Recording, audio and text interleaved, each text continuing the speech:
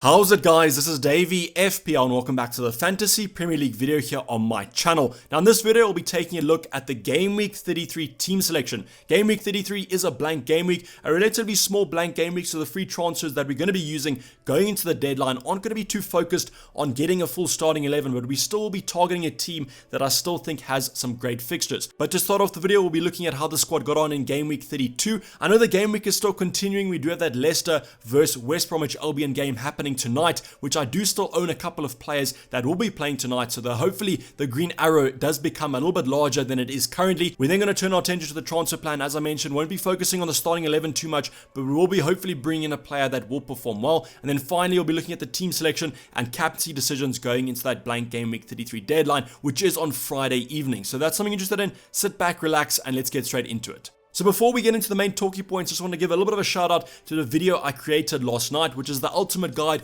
to blank game week 33. In this video, we covered talking points such as the fixtures, looked at them from an attacking and a defensive point of view, and we even looked at a freer draft for those of you who are going to be using the chip for blank game week 33. So if you haven't looked at it, link down in the description below, go check it out. I would always appreciate the support from you guys. But now let's get into the actual video. So as I mentioned in the introduction, to start off, we'll be looking at the game week 33 team and how they managed to get on. Right off the bat, we did get a green arrow, which was about 1k places. We still do have those players tonight. Vardy, Iheanacho, as I mentioned, Leicester taking on West Bromwich Albion tonight, and I am a little bit optimistic about that fixture. I know that West Bromwich Albion have been playing a lot better recently, but I still do back Iheanacho and Vardy to do some damage and hopefully get us some FPL points. I'm hoping that Vardy kind of outscores Iheanacho. The only reason for that is that Vardy's a little bit more of a differential in that top 10k, top 100k, so that'll boost our green arrow even more and hopefully get us closer to that top 10k than we currently are. As I went through in that whole how to win your mini leagues, how to win your overall rank video, I need about 8 points per game week to catch up on the top 10k. So it doesn't really matter if Iheanacho scores, it's when the differential players come through like a Jamie Vardy. But as I mentioned, 1k green arrow currently sitting at about that 55k mark,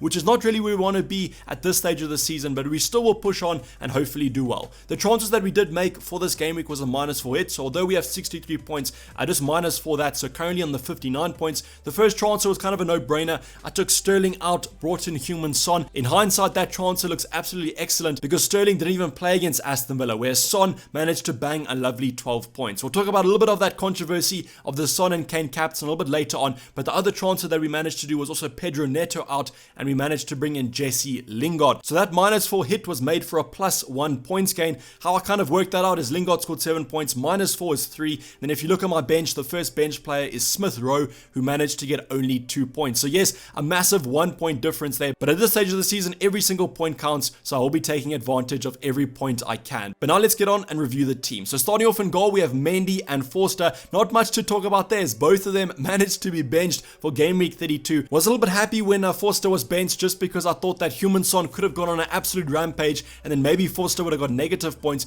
but it does still show you that McCarthy-Forster rotation is going to be going on from now to the end of the season. So if you're going to be making a keeper transfer, maybe don't look at Mendy, maybe look at a more assured option. Can't even recommend Bert Leno anymore, because as you saw on the weekend, Matt Ryan started. So absolute goalkeeper rotation in game week 32, which managed to get us a lovely 0 points. Was a little bit annoyed with Mendy because the one time Chelsea managed to keep a clean sheet on my defensive double up, one of my players doesn't feature, but at least Rudiger got a 7-point appearance there. I think he managed to get 1 bonus point combined to that 6 for the clean sheet and appearance points, which I'll always be taking. Holding there with only 2 points is a little bit disappointing, because although that Arsenal could have definitely kept a clean sheet in this one, but that wasn't the case. It does still show that Holding is going to be in that starting 11 for the foreseeable future, because I saw him start in the Europa League and this one, and with David Luiz currently out for injury, at least we still can rely on the 4.2 defender. And then we have Cody with a lovely clean sheet and a bonus point as well, which took him to 7. That Wolves fixture was really boring there, not too much action, but at least Wolves are kind of racking up those clean sheets. And then Cody, although he is a little bit middle priced at that price bracket, I think he's about 4.8, 4.9,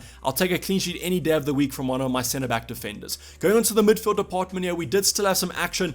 Jota and Salah kind of disappointed. I thought that they could have done a lot better in the fixture that they did have, but only 1 point from Salah as he managed to come on as a substitute. We kind of predicted that Salah might be benched in the upcoming game weeks because he has played a lot of the fixtures, and when you do look at that front three, there's basically 4 options that can play. We have Mane, Firmino, Jota and Salah, and it seems like every single week one of those 3 is going to be rotated. So it's nice to see that Salah maybe was rotated, but it kind of makes me worry a little bit about Diego Jota, because it might be his or Firmino's turn, because Mane was rested about 2 2 game weeks ago. So Jota, kind of hoping that he manages to play, but it seems like when he does come off the bench, he might get us more FPL points than when he actually does start. But the main players of our midfield were Jesse Lingard, who managed to score a penalty with Antonio off the field, and I think Noble was substituted about 2 minutes or 3 minutes before that. So mighty lucky there to get that 7 points from Jesse Lingard, but we still were going to be targeting that Newcastle fixture. And actually Newcastle played pretty well against the Hammers. And then also we have Heung-min Son, I've already mentioned, with that lovely 12 points. What was quite funny for me is that last week was kind of the week of deliberating between Son and Kane captain. You're going to go for Son if you want a kind of a differential option, but what does the FPL world do? They give them both 12 points, so everyone is kind of nullified and evened out.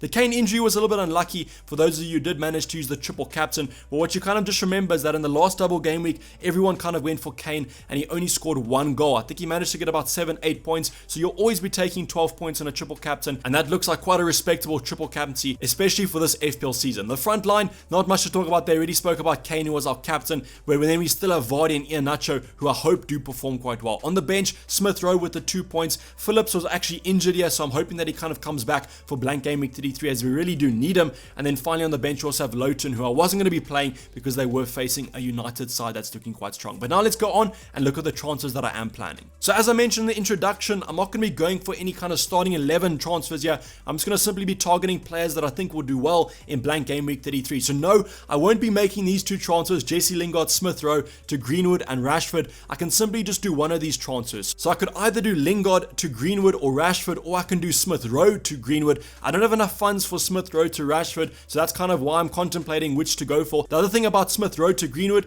is that it does potentially open the gate to a benching headache in the future, because to start off, I'll probably have to bench Jesse Lingard or Greenwood going to blank game week 33. So these are the transfers that I'm kind of contemplating. I probably will do Smith Rowe to Greenwood just because I think there might be some rotation in the upcoming game weeks, and then it might actually prove quite favorable to have a good player on your bench that if they do have to come on, can potentially still get you points. Also want to hold on to Jesse Lingard for a little bit longer because I do think he's one of the most informed players right now in a combination kind of with Iheanacho. So I do think in the upcoming fixtures, while the fixtures might not be that great, I still think that he could get some FPL points. So currently my mind is leaning towards going for Smith Rowe to Greenwood. I do favor Rashford though from an attacking point of view, but I just think with Greenwood at that price might be good value for the money, and in terms of the rotation might actually be quite profitable to have a little bit of a cheaper midfielder instead of a more expensive one. But you guys can kind of go for either of these transfers. The reason why I'm going for United is that they are facing Leeds. Now Leeds in the past 2 game weeks have played absolutely incredibly. They've faced City, they've beat them, they've faced Liverpool, they've drawn to them. So are they going to beat or draw to United? Maybe if you follow the patterns, we've got a win, a draw. Is the next one going to be a loss? That's kind of what I'm predicting and why I'm focusing on the United attack, because I do think they could do quite well in blank game week 33. So these are the transfers. Let's get on to the team selection.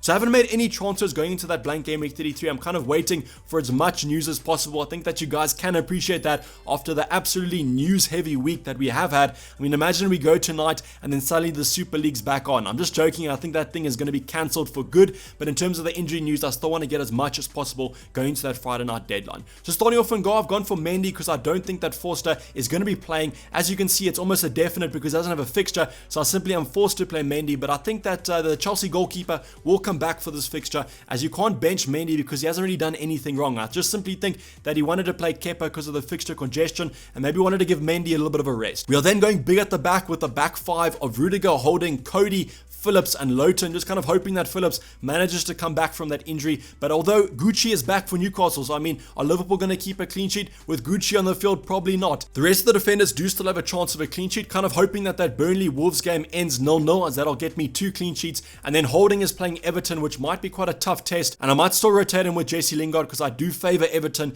actually in that fixture. Then to finalize, we do have Rudiger and Mendy with that double up against West Ham. Also kind of hoping for a clean sheet, and that's the reason why I benched Lingard, because I kind of wanted to play the odds here and hope that Lingard blanks and then I get a double clean sheet, because I think that might be a little bit more profitable for my own FPL side. The midfield department, Jota, Salah, spoke about that Jota rotation that I think he might be rotated this week, so just keep your eyes on that if you are looking at a Jota captain. But I'm going for the captain on Salah because I just think it's kind of a no-brainer for me. I haven't really gone off Salah this entire week with all the drama that's happened even, so I do think that he's going to be my captain going into a blank game week 33. And then Smith Rowe's just on here because I think that he could still get something against Everton. The front line is really exciting exciting. We do have Vardy and Iheanacho with probably one of the most favorable fixtures of blank game week 33 against Crystal Palace. Now, Crystal Palace can always pitch up and might actually put in a good shift here, but my kind of prediction is that Leicester should get a good result, and hopefully Vardy and Iheanacho do quite well. The rest of the bench, we've got Son and Kane, who aren't going to be playing because they don't have a fixture, so they simply will be rooted to my bench. The Lingard is kind of the only thing that I'm deliberating. Maybe I just don't put all my eggs in one basket and simply just play him. If Chelsea manage to concede, hopefully Lingard scores, and then I should be quite happy, but I still might just play the odds and hope for a double Chelsea clean sheet. So this is basically a wrap for the video, guys. Hopefully you did enjoy it. Please don't forget to like it if you did, and subscribe if you're new and have not subscribed yet. I hopefully will be seeing you guys for a Deadline with Dayvy live stream tomorrow evening, but I can't promise anything, but I will try and get to you guys. I'm really signing off. It's been Dayvy FPL, and I'm out. Cheers, bye.